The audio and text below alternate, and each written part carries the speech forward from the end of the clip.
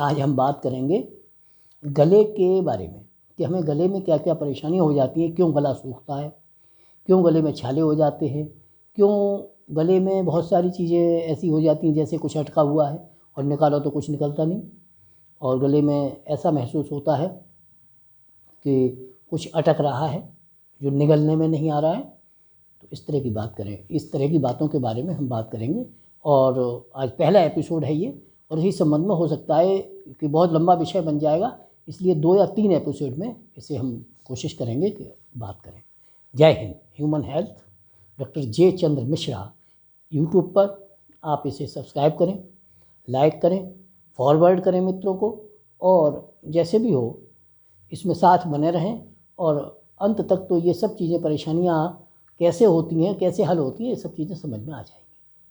तो इसके लिए हम शुरुआत करते हैं। आज पहला एपिसोड है, तो इसमें हम बात करेंगे गले में सूखापन। गला बार बार सूखता है, और बार बार गला सूखने की बीमारी ये कई कारणों से हो जाती है।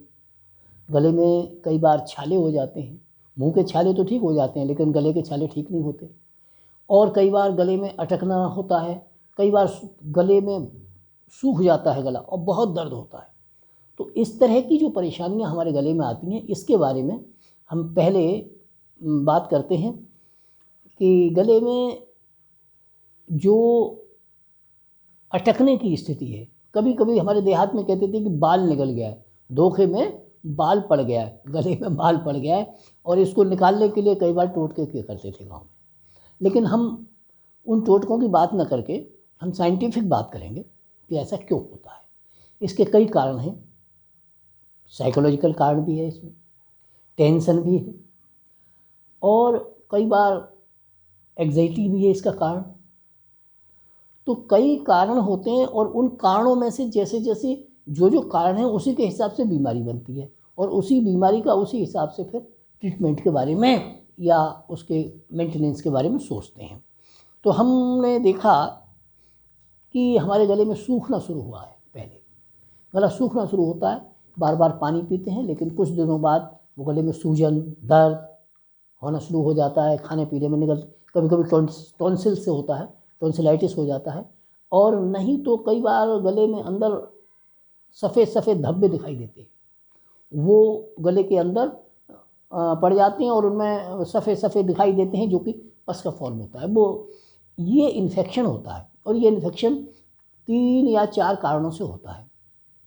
एक तो होता है वायरस से होने वाला इन्फेक्शन 2 या 3 दिन में गर्म पानी के गरारे कर लिए नमक डाल के, या हमने लॉन्जेज ले ली, स्टेप्सिल लॉन्जेज हैं, या कोई भी गले को ठीक करने वाली दवाइयाँ जो बाज़ार में आ रही हैं वो ले ली, तो उससे वो 2-3 दिन में चले जाते हैं। कभी कभी ये 2-3 दिन में जाने की बजाय हफ्तों लगा देते हैं, और हमारे गले में दर्द होता रहता है, बहुत तेज़ दर्द होता है, तो फिर हमें दवाई लेनी पड़ती है, और उसके लिए पैरासीटामोल 650 mg दे देते हैं, कोई कुछ दे देता है, एंटी एलर्जिक दे देते हैं।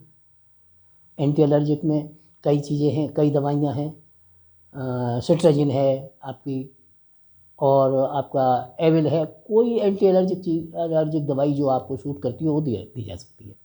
गर्म पानी लेकर के उससे गरारे करते हैं, हल्दी और नमक डाल के गरारे करते हैं, और अगर ऐसा नहीं है तो हम बीटाडिन गार्गल्स ले आते हैं, उससे गरारे करते हैं।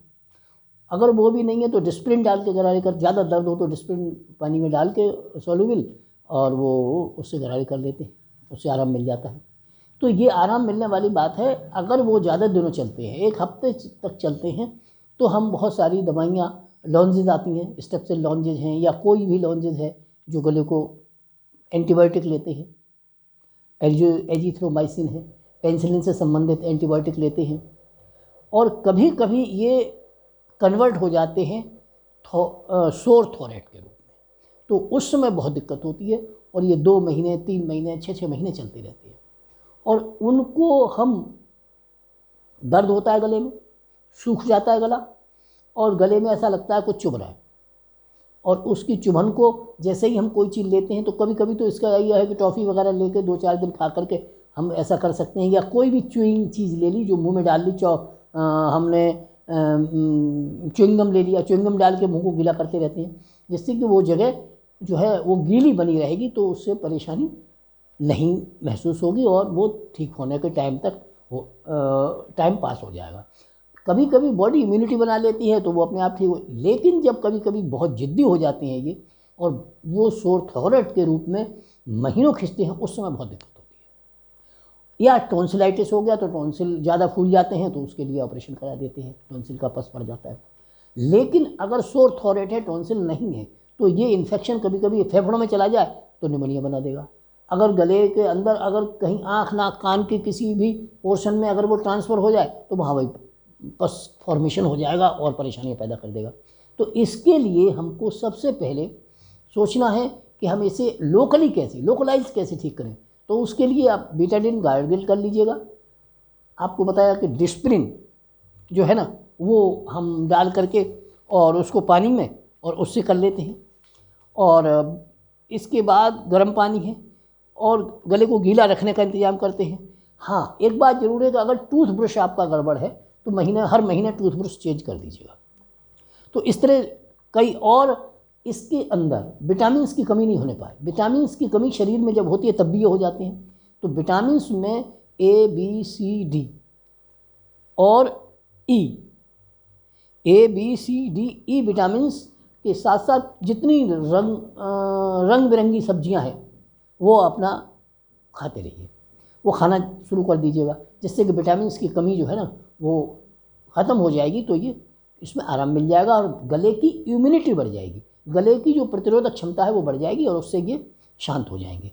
अगर फिर भी शांत नहीं होते हैं तो अपने फिजिशियन के पास जाएं, ENT सर्जन के पास जाएं और उसका कारण ढूंढें और उनको ठीक करने के लिए एंटीबायोटिक उसकी सलाह से लें और जो वो गार्गिल के लिए दें या जो भी ट्रीटमेंट बताएं उसको करें। तो ये हमारे गले की बात रही, जो साधारण सी बात है उसको हम अपने घर पर साधारण रूप से कर सकते हैं और इसको आप करके अपने गले को आराम दें और गले की इम्यूनिटी बढ़ाने का प्रयास करें। धन्यवाद। देखते रहिए ह्यूमन हेल्थ डॉक्टर जे चंद्र मिश्रा यूट्यूब पर और इसे चैनल को सब्सक्राइब कर लें, लाइक करें और हम और आप मिलें, इसके लिए इस चैनल की घंटी के बटन को ज़रूर दबा दें। धन्यवाद।